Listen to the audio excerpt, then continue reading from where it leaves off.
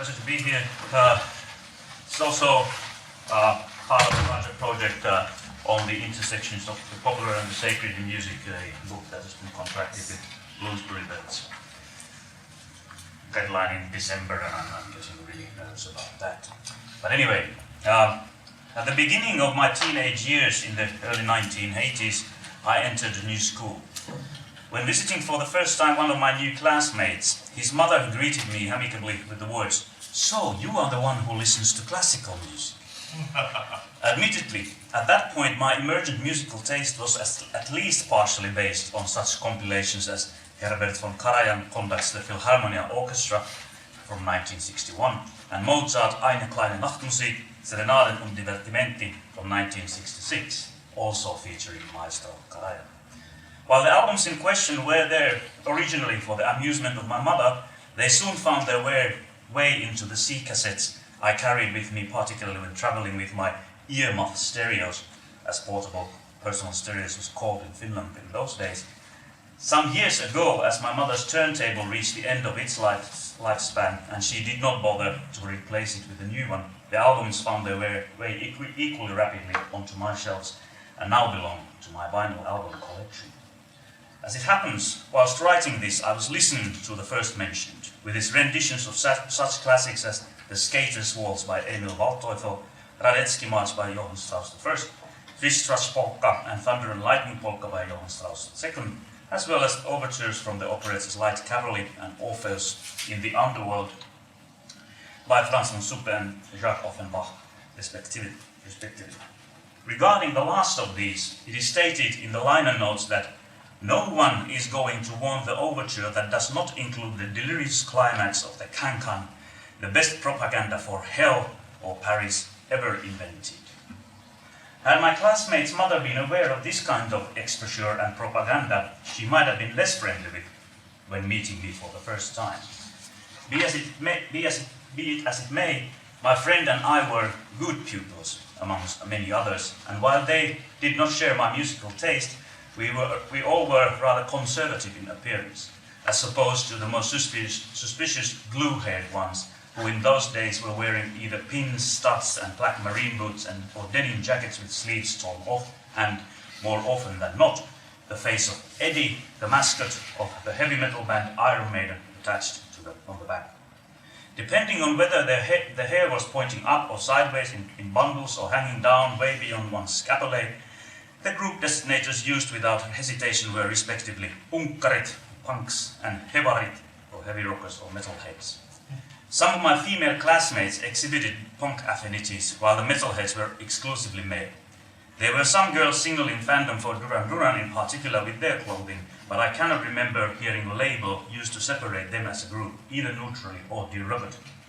Yet I do remember hearing dismissive slop in the form of Duban Duban, occasionally, mainly by the metalheads. There was no shorthand for those who listened to classical music either, but I cannot recall being disdained or ridiculed for it, most probably because of my gender, as well as my gradual shift in my musical taste towards various strands of rock. Yet, I might just as well admit, I never grew up to be either a punk, a metalhead, or any other type of musical subculturalist.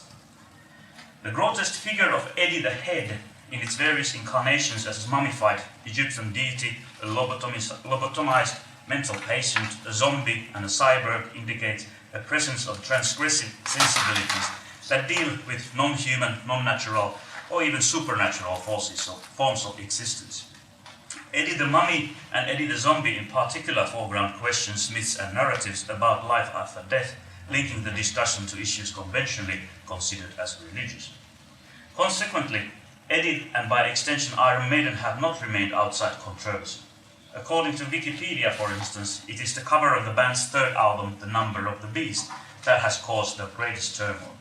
In the artwork, Eddie is portrayed pulling the strings of the devil, which led conservative Christians, particularly in the US, to label the band Satanists and to build pyres of the band's records, and thus inadvertently to boost the band's publicity. Such controversies are by no means unique to Iron Maiden, and related debates have in recent years emerged in association with countercultural anti-religiosity of black metal, resurgence of pagan musical practices, and alternative spiritualities associated with electronic dance music, to name only some of the most prominent examples. Such musical phenomena, among fantasy fiction, eco-criticism, multiculturalism, and other things, signal a change in the Western religious landscape that has been discussed, for instance, in terms of re-enchantment, re-sacralization, and post-sacralization. Without going any deeper into the particularities, overlaps, and differences of these three theoretical notions, my general aim is to contribute to the debate by paying specific attention to the intersections of the popular and the sacred in music. Much of the discussion over the topic has nevertheless centered on rescripting the sacred, as formulated by scholars of religion Richard Santana and Gregory Erickson in the subtitle of their book Religion and Popular Culture.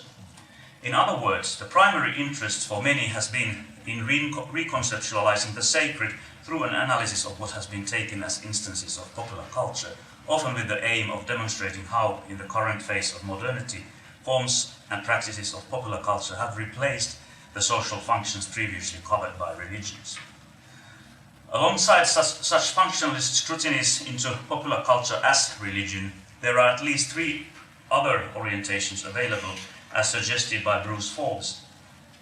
These are religion in popular culture in religion, and popular culture and religion in dialogue.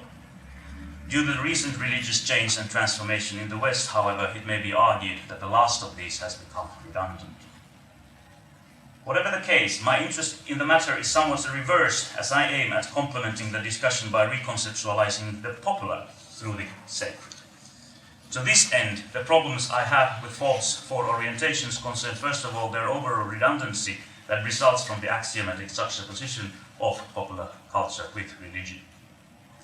To the extent his classic typology, this is a quote from Markus Moberg, a scholar of metal music, in particular religious metal music. His classic typology has proven continually useful as a way to navigate between the principal ways in which religion and popular culture has been studied thus far. What I find highly surprising and problematic in his list is the absence of religion as popular culture. This leads to the second set of issues, namely those of definition. With the risk of generalizing, I dare to posit that while most researchers are conscious of the difficulties of defining both popular culture and religion, after acknowledging the quagmires, they end up utilizing either one or both in a taken for granted and even purpose-oriented manner.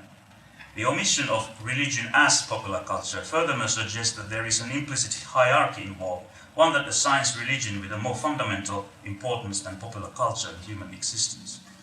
To those in favor of such a hierarchy, I would respond in two ways. First, in my normal voice, by noting that as concepts, both popular and religion are, in the modern sense, modern indeed, meaning that they are distinctive products of modernity based on assumptions about the validity of dividing social life into separate spheres.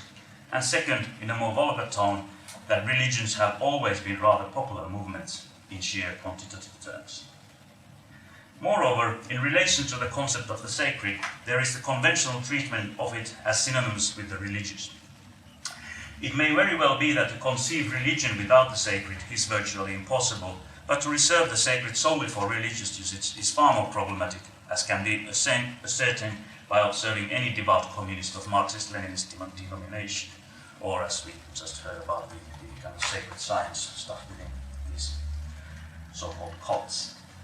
Indeed, through prescriptions of the sacred, more and more scholars of religion are willing to acknowledge the existence of a multiplicity of sacred forms and grounds. Gordon Lynch, a British sociologist of religion, has been particularly vocal in this area, extending the discussion of the sacred from exclusively religious grounds to issues of child welfare, democracy, and the nation state, among other things. According to him, at issue with the sacred is, quote, what people collectively experience as absolute, non-contingent realities which present normative claims over the meaning and conduct of social life.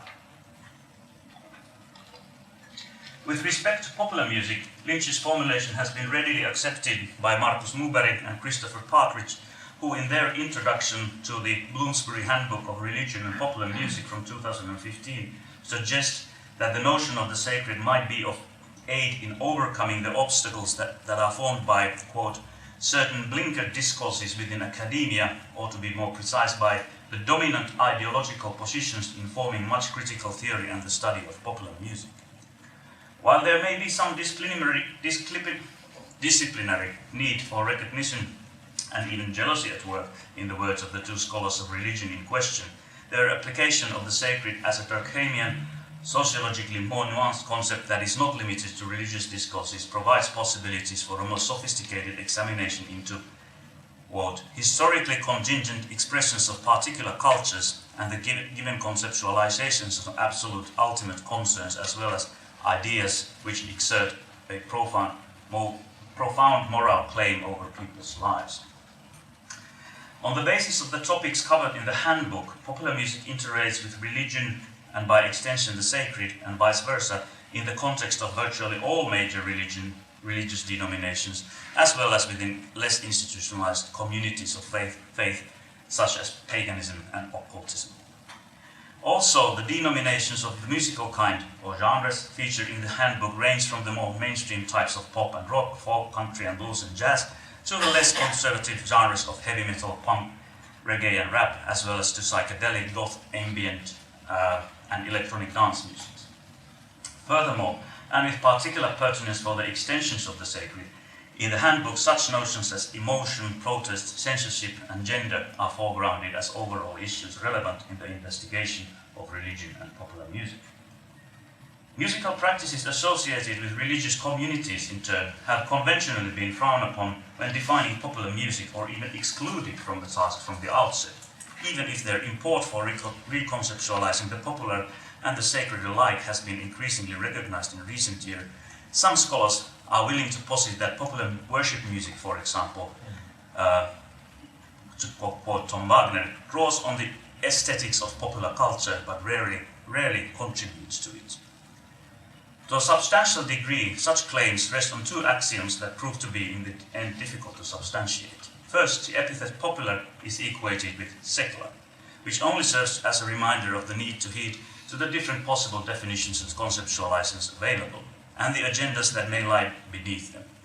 Second, and equally linked to the cultural politics of labeling, there is an assumption that there is, to quote Wagner again, an association of secular popular music with transgression on the worldly plane, which then provides the essential grounds for religious music in their quest of transcendence. In the introduction of the Bloomsbury handbook, for instance, the editors of the collection subscribe to the straightforward position that popular music, in its secular apparition, is typically transgressive, as it, to quote Partridge and Mulberry, articulates the profane in the contested spaces of the modern world, and as it has often been composed at the liminal edges of hegemonic culture on the rejected periphery, as it has always, in varying degrees, constituted a threat to the sacred center. Even if they appropriately note that not every form of popular music is explicitly profane or conspicuously transgressive, and that there is a political significance in transgression, they emphasize the transgressive qualities of popular music as popular music is the primary, if not the only musical realm with such properties. To quote further, within the liminal cultures of popular music, they maintain, the power of the hegemonic sacred is weakened, interrogated, and challenged, and understanding the political implications involved helps us to grasp its effective force and its appeal within the liminal life worlds of youth culture. Alongside the overall stress on the transgressive core of popular music, then, the musical category in question becomes conceptualized as a youthful one. The editors of the handbook are by no means alone in making this connection, and only relatively recently have questions related to aging become recognized as pertinent in popular music studies. As Murray Foreman puts it, in much of the research among popular music scholars, the emphasis is not on age per se, but on youth specifically, whether as a generation, as a market demographic, as an audience formation, or as an array of subcultures. Indeed, one might ask to what extent the triangular equation between the popular, youth and subcultures constitutes a self-perpetuating conceptual knot that for its part reproduces so-called decline narratives of age-based discrimination. Even when aging is taken seriously in the context of musical subcultures, the age range might prove to be, well, less transgressive. When reading the collection Aging and Youth Cultures, Music, Style and Identity from 2013, I noticed a growing anxiety in me as the aging subculturalists mentioned in the articles were rarely older than 30 years of age. Yes, it may very well be that my anxiety grew out of the realization that at almost 50, I am too old to be or to become a subculturalist of any persuasion. But it was particularly about what I perceived as a lack of critical insight on the part of the scholars in question. There were numerous incidents around that time in the early 2010s, which made me think of the dynamics of the current age of gerontophobic consumer culture, as it were, more closely. The occasions included witnessing 3 generations of painted faces at a Kiss concert, being asked, "What is a young man like you doing here at Sir Paul McCartney's concert?" and not being disappointed by not seeing Chuck Berry doing the duck walk in his concerts, unlike certain leading Finnish music journalists, as they lamented about the lack of quality and skill evident in the performance of Berry, 87 years old at the time. Yet another key event for me took place in early 2014, as I was invited by my funding agency to a seminar in Kuhmo, a small township in the northeastern parts of Finland, or as a vernacular phrase goes, on the wolf line, signaling a vicinity of true wilderness. The locale has also a peculiar position within the national imaginary, as according to certain promotional material, it is best known in Finland for being a focal point of Karelian culture and the Kalevala, the country's national epic, and for the Kuhmo Festival of Chamber Music, a 2-week-long event that has been running for 40 years. The seminar included academic talks on the theme Towards Perfection, as well as numerous concerts by the Finnish Baroque Orchestra. Given the profile of the location, it was hardly a coincidence that a chamber orchestra with 8 instrumentalists had been chosen to provide the musical content for the event, but at the same time the output of FIBO becomes associated with the quest of perfection, and through that with elements of transcendence. What is more, while the bulk of descants performed by FIBO originated from before the French Revolution, there were 3 compositions by contemporary Finnish tunesmiths included in the program. One of these was Kimmo Hakola's Amem le Exos on, pardon my French, for solo violin, introduced to the audience by its performer Antti Tikkanen, here in the picture, by showing the score and noting that it may be hard for you to think that this can be put to music, but it can. Unfortunately, I could not find either the score or the recording of the piece for this presentation, so all you can do is to trust me when I say that the score was closer to abstract graphic arts than to conventional musical notation. And to what extent that then might enable a discussion of transgressions and another matter. And I, for one, could not determine whether any performer is capable of rendering it audible in the form intended by its composer. The problems of intentionalism aside, Tikkanen was confident that he could fulfill the expectations, and I assume not many in the audience dared to disagree with him, at least not in the open. More than this, however, it was the audience that startled me, as the overwhelming majority consisted of people in their 60s and 70s, as far as I was able to judge. And in addition, most of them were women, or at least wearing the kind of outfits women in their 60s and 70s in Finland often wear. Regardless of the amount of possible drag queens in the audience, or kings for that matter, the question that emerged in my mind concerned the possibility to conceive the occasion as a subcultural one. To be more precise, I began to wonder what is the importance of age, gender, musical repertoire and a physical location in all this, particularly when there are strong associations with the core of national identity, and what aspects of the sacred become or need to be operationalized if or when Kuhmo chamber music is conceived as a subcultural formation. It might be a provocation, but I let it be a provocation, and I will leave further discussion on this provocative notion for another paper, but I will conclude by noting that regarding age in particular, one might juxtapose the way in which moral panic surrounding youth subcultures imply sanctity of youth as a liminal phase of life with the implications of physical aging and its equally liminal aspects associated with corporeal transformations, restrictions and leakages. The sanctity of old age, of course, manifests itself most clearly in the anticipation of the ultimate can-can, whether in the underworld or elsewhere, or nowhere. Thank you.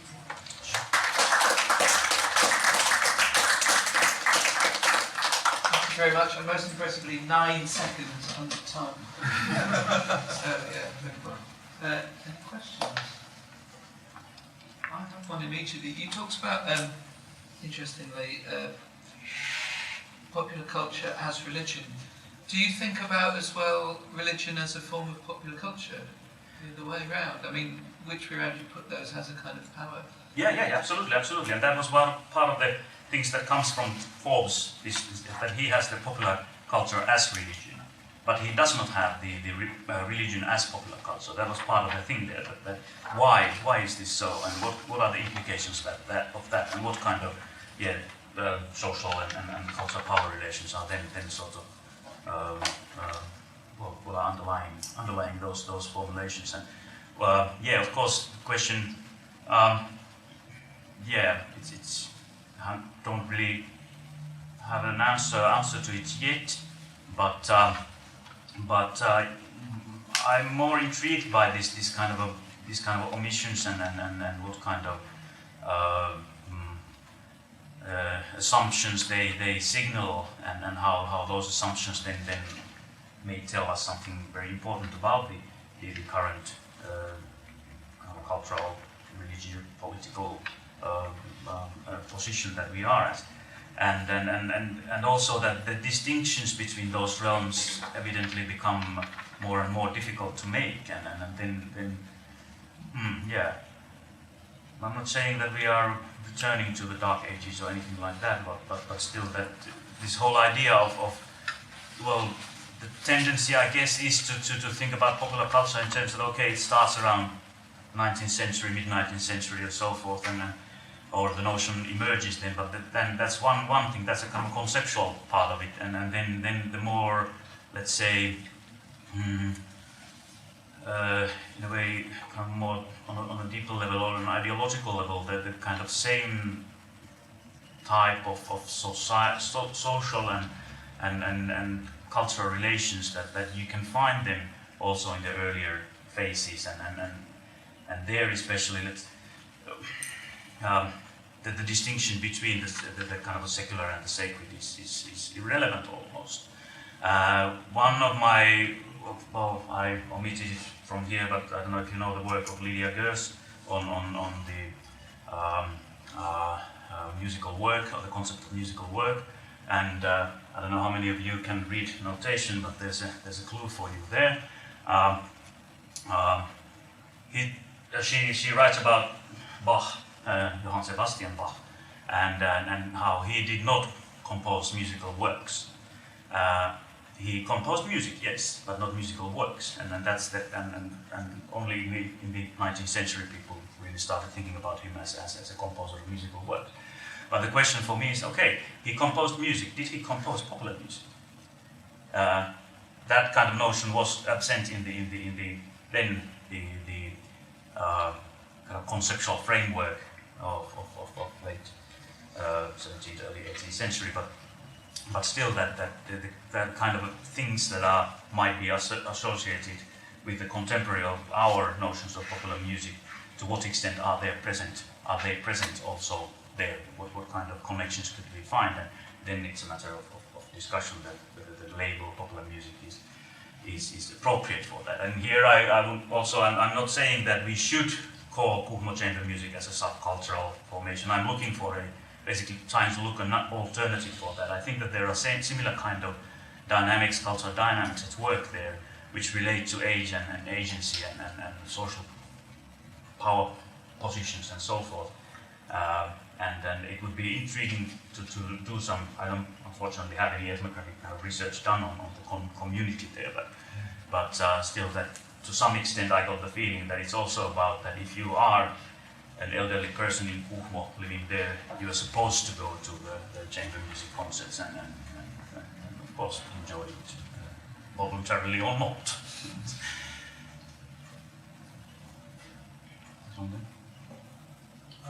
I like what you're doing and mixing up how we think about subcultures and popular.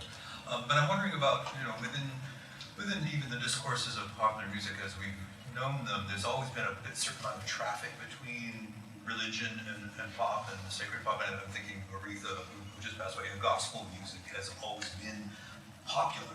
Absolutely. In a certain sense. So there's a kind of way in which the boundaries are not very clear in certain parts of Black culture in the States, but also even now there are lots of popular bands who do religious music, and this whole industry around staging pop concerts within church.